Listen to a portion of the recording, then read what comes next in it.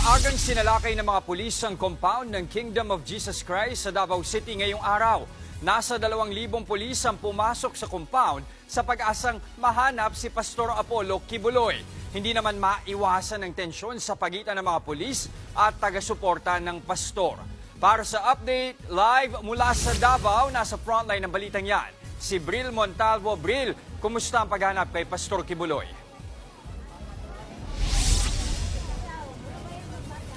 Jess, maglalabing 3 oras na nga ang hinahalughog ng Philippine National Police ang loob ng Kingdom of Jesus Christ compound dito sa Buhangin, Davao City. Bahagya namang nagkaroon ng tensyon kanina sa gitna ng paghahanap. Pero hanggang sa ngayon ay hindi pa rin nila mahanap si Pastor Apollo Kibuloy at 4 pa nitong akusado na nandito lang daw sa loob nagtatago. Mag-aalas 4 ng madaling araw nang dumating sa harap ng compound ng Kingdom of Jesus Christ ang mahigit 2,000 naka-full battle gear na pulis para halughugin at hainan ng warrant of arrest sa loob si KOJC founder Pastor Apollo Kibuloy at 4 pang akusado.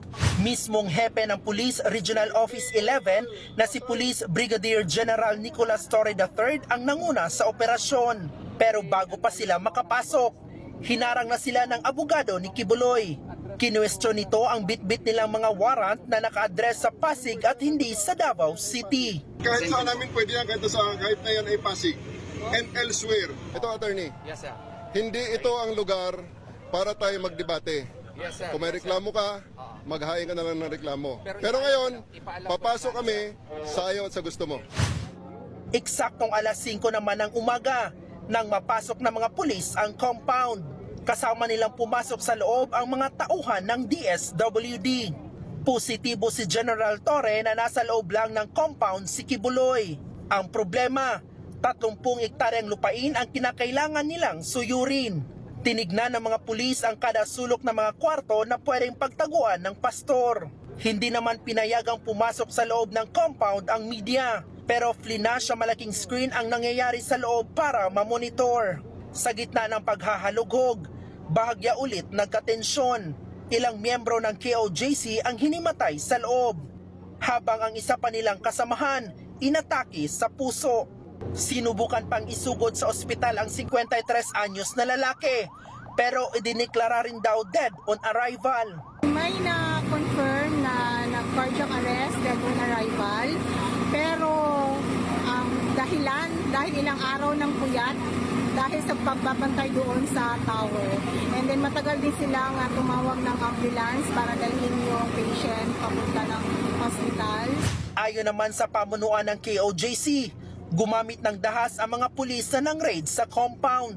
Hindi raw bababa sa 16 na miyembro nila ang sugatan dahil gumamit din daw ng tear gas ang mga pulis. Pinabulaanan naman niya ni General Torre dahil mga pulis daw ang ginamitan ng fire extinguisher ng ilang taga-suporta ng pastor.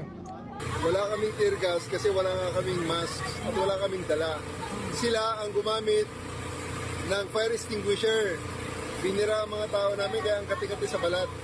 Tapos ginamit pa nila ang backhook para i-break up ang formation namin. May nasugatan kaming tao.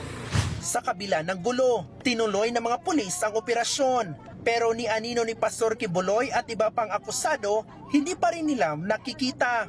Gayunman, may nakita raw na palatandaan ang PNP na sa loob nga ng compound nagtatago ang pastor.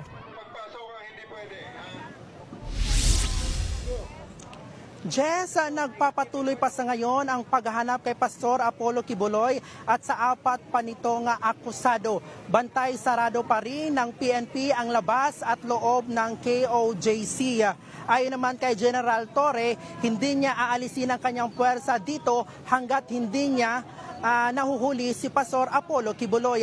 Kinumpirma naman ang abogado ni Kibuloy na si Attorney Isarlito Torion na nakausap niya kanina si Mayor Sebastian Duterte sa pamamagitan ng telepono, pero hindi na idinitalye kung ano ang kanilang pinag-usapan. Pero nagpahayag naman ng suporta ang mayor. Kanina din, Jess, ay nandito si Senatora Bato de la Rosa at kakaalis lang niya sa ngayon at sabi niya kanina ay magsasagawa umano siya ng hearing sa kanyang committee sa Senado. Yan muna ang latest mula dito sa KOJC compound sa Davao City. Balik sa iyo, Jess. Maraming salamat, Bril Montalvo. Kinondena naman ng kilalang kaalyado ng mga Duterte na si Senator Bongo ang pagsalakay ng mga pulis sa Kingdom of Jesus Christ compound para arestuhin si Pastor Apollo Kibuloy. Ayon kay Go, kinokondena niya ang nangyari dahil importante pa rin daw ang buhay ng mga Pilipino. Suportado naman daw niya ang ginagawang trabaho ng mga pulis, pero dapat pa rin daw protektahan ang mga tao at hindi dapat overkill.